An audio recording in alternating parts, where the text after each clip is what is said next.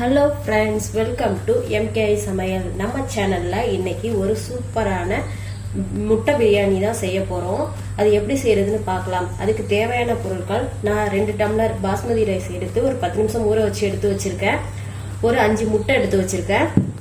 2 வெங்காயம் வெட்டி வச்சுருக்கேன். ஒரு 3 தக்காளி, 2 ஸ்பூன் இஞ்சி பூண்டு பேஸ்ட், 1 ஸ்பூன் சோம்பு, ஒரு 6 பச்சை மிளகாய், 1/2 லெமன் எடுத்து வச்சுருக்கேன். ஒரு பட்டை, ஒரு 2 கிராம்பு, 3 பிரிஞ்சி இலை, ஒரு அன்னாசி பூ எடுத்து வச்சிருக்கேன். இது எப்படி செய்யறதுன்னு பார்க்கலாம் வாங்க.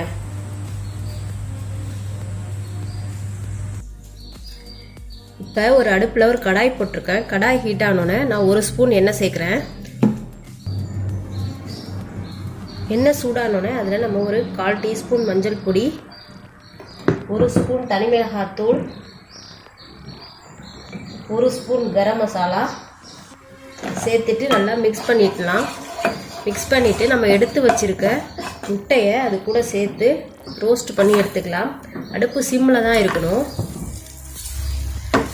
கொஞ்சம் ரோஸ்ட் பண்ணி எடுத்துக்கலாம். முட்டையை லைட்டாக கீறி விட்டுருங்க. அப்போ தான் ஃபுல்லாக மசாலா ஃபுல்லாக அதில் இறங்கி இருக்கும்.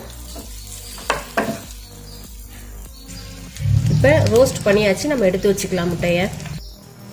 இப்போ முட்டை பிரியாணி எப்படி செய்கிறதுன்னு வாங்க வீடியோக்குள்ளே போய் பார்க்கலாம்.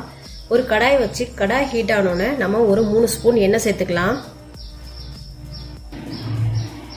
எண்ணெய் நல்லா ஹீட் ஆகிடுச்சு. நம்ம எடுத்து வச்சுருக்க பட்டை, லவங்கம், கிராம்பு இதை பற்றி சேர்த்துக்கலாம். அது கூடவே எடுத்து வச்சுருக்க 1 ஸ்பூன் சோம்பையும் சேர்த்துக்கலாம். சேர்த்துட்டு நல்லா வெடிச்சோன்னே நம்ம எடுத்து வச்சுருக்க வெங்காயம் சேர்த்துக்கலாம்.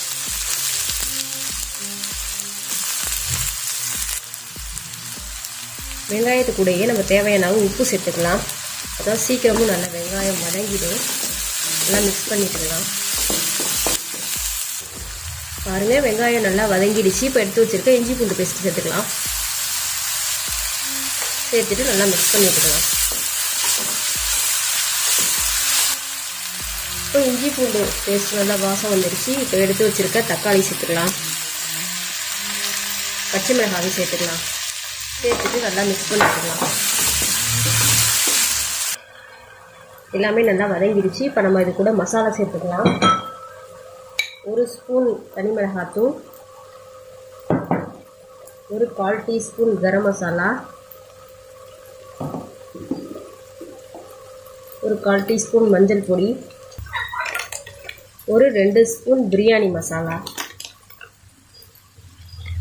போட்டுட்டு நல்லா மிக்ஸ் பண்ணிக்கலாம். இப்போ மசாலா எல்லாமே வதங்கிடுச்சு. இப்போ நம்ம தேவையான தண்ணி சேர்த்துக்கலாம்.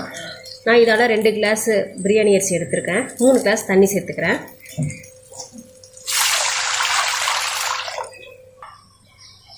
இப்போ பிரியாணிக்கு தேவையான தண்ணி சேர்த்தாச்சு. இதை நம்ம அப்படியே மூடி வச்சிடலாம். நல்லா கொதி வரட்டும். இப்போ நம்ம ஓப்பன் பண்ணி பார்க்கலாம். தண்ணி கொதி வர ஆரம்பிச்சிச்சு. இப்போ நம்ம எடுத்து வச்சுருக்க அரிசியை சேர்த்துக்கலாம். சேர்த்துட்டு நல்லா மிக்ஸ் பண்ணி விட்டுக்கலாம்.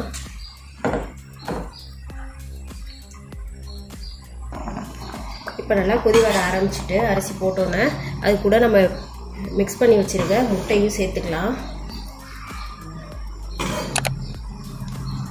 சேர்த்துட்டு நம்ம ஒரு மூடி போட்டு மூடி ஒரு 1/4 மணி நேரம் வேக வச்சுக்கலாம். ஓப்பன் பண்ணி பார்க்கலாம். பாருங்கள், சூப்பராக ஒரு பக்கம் நல்லா வெந்துடுச்சு. நம்ம லைட்டாக சாப்பாடு உடையாத அளவுக்கு நம்ம திருப்பி விட்டுக்கலாம்.